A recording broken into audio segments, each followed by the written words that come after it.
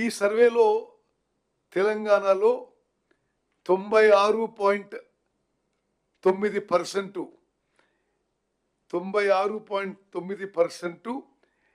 జనాభా పూర్తి చేసి 3,54,00,000 మంది సర్వే చేయడం జరిగింది. మరొక 3.1% ఈ సర్వేలో పాల్గొనకి వారు అందుబాటులో లేకనో వారి సర్వేలో పాల్గొనడానికి ఆసక్తి లేకనో వాళ్ళు they are left out of the survey. అంటే 16 lakh people are left out of the survey.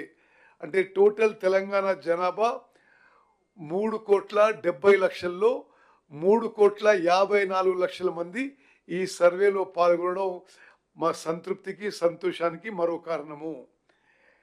This process of preparing the report and the report itself is a landmark achievement of the government of Telangana, which will go down in the annals of social history of the country. అదే విధంగా ఈ report ద్వారా మరి ఈ survey ద్వారా తెలంగాణ రాష్ట్రంలో బలహీన వర్గాలకి, weakest of the weak, poorest of the poor, marginalise సెక్షన్స్కి data driven welfare and data driven opportunities in social, economic, educational, political opportunities will now be available.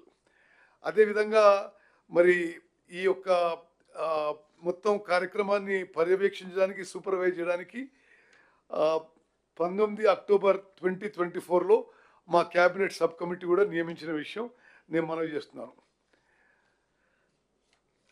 ఇది అసెంబ్లీ తీర్మానం అయిన తర్వాత ప్రభుత్వం జాగ్రత్తగా పరిశీలించిన తర్వాత రాష్ట్రంలోని వెనుకబడిన తరగతులు, షెడ్యూల్డ్ కులాలు, షెడ్యూల్డ్ తరగతుల ప్రజలు, రాష్ట్రంలోని ఇతర బలహీన వర్గాల స్థితిగతులను మెరుగుపరచడానికి వివిధ సామాజిక, ఆర్థిక, విద్యాపరమైన, ఉపాధి, రాజకీయ అవకాశాల కోసం ప్రణాళికను రూపొందించి అమలు పరచడం కోసం తెలంగాణ రాష్ట్రం అంతటా సామాజిక, ఆర్థిక, విద్య, ఉపాధి, రాజకీయ మరియు కుల సర్వే చేపట్టడం కోసం 10/10/2024 తేదీన జియో నెంబర్ 18ను జారీ చేయడం జరిగింది.